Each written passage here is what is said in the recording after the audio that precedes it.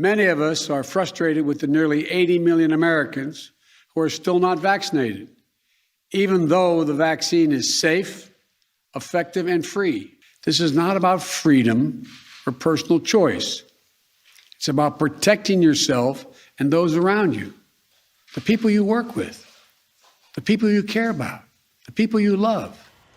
President Biden's new plan to fight COVID-19 now requiring all employers with 100 or more workers to fully vaccinate their workforces or show a negative test at least once a week. The effort's also impacting hospitals, home health care facilities, and all the executive branch federal workers and even federal contractors. But our next guest says these mandates are missing the mark. Fox News medical contributor Dr. Nicole Saphier joins us now. Good morning, Dr. Saphier. Good morning, Ainsley. Good morning. The executive branch, they don't have a choice. They all have to get vaccinated. Federal contractors have to get vaccinated. They don't even have the option to test every week. And I heard Claudia Tenney, a congresswoman from New York, this morning say she had 2 constituents call her and say they were pregnant. Their doctors told them not to get the vaccine until after the baby was born, and they were fired. What do you say about this? Well, I can tell you, Ainsley, throughout the country right now, we are starting to see shortages in staffing, whether it's nurses, technologists, and now I suspect you're going to see other staffing shortages coming from these new mandates. And these are all man-made shortages. There were a few things, Ainsley, yesterday that I heard President Biden say that I liked. He discussed increasing production of the monoclonal antibodies. That's great. We need those. Are proven effective to keep people out of the hospital. He didn't go far enough saying that he was going to expand access to outpatient centers and even primary care doctors to be able to give those monoclonal antibodies. So that doesn't help that much. He also said he was going to increase production of those rapid antigen tests through the Defense Production Act. That's great. But what he didn't say is he didn't say that those rapid tests are going to be in lieu of children having to be kept home in quarantines because of close contacts or even employees. We need to move the mark forward to actually help people. We need to keep our children in school with these rapid tests. We need to keep people at work because we have so many people unnecessarily quarantining. So again, he didn't go far enough. And if you think his obvious disdain for the people who have not gotten vaccinated helps people like me convince the vaccine hesitant to get vaccinated, you're absolutely wrong.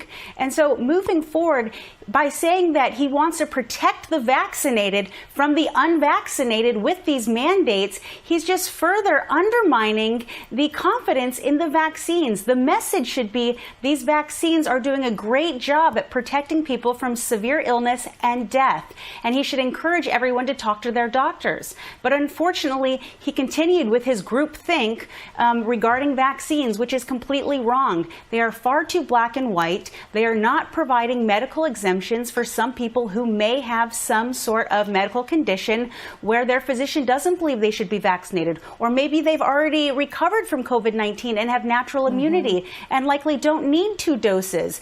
This groupthink is completely wrong, and the Biden administration continues to miss the mark by not following the science. There are reports that some women say they've seen changes in their monthly cycles. Have we studied how this affects reproduction for folks who have had the vaccine? Well, the NIH is now putting forth about $1.5 million to various institutions across the study because there have been reports about that. But I don't want people to get concerned about that because you have to know when it comes to menstrual cycles, a lot of things can alter that. Heavy exercising, stress, medications, and just daily life can alter your menstrual cycle. Because of reports of it, they are going to look into it, but it's possible the inflammation from the vaccine may have changed a cycle for a month or 2. This doesn't translate to long-term fertility issues. There is a professor at the University of California, and he's suing over the vaccine mandate because he says he has natural immunity. Is that something that they should consider? If you have natural immunity, do you have to get the vaccine if there's a mandate? I think it is high time the CDC, other elite institutions, and Biden administration start acknowledging the ample data that shows that there is protection from natural immunity. The CDC's website only discusses one small case control study out of Kentucky that showed that there was a higher rate of reinfection following infection than vaccination.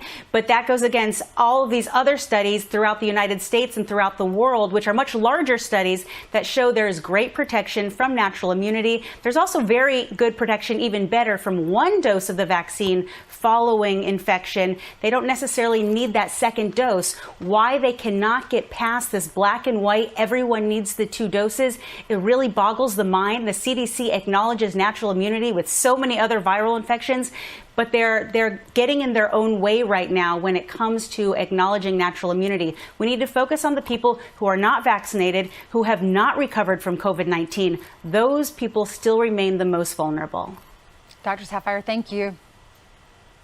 Thank you, Ainsley. You're welcome.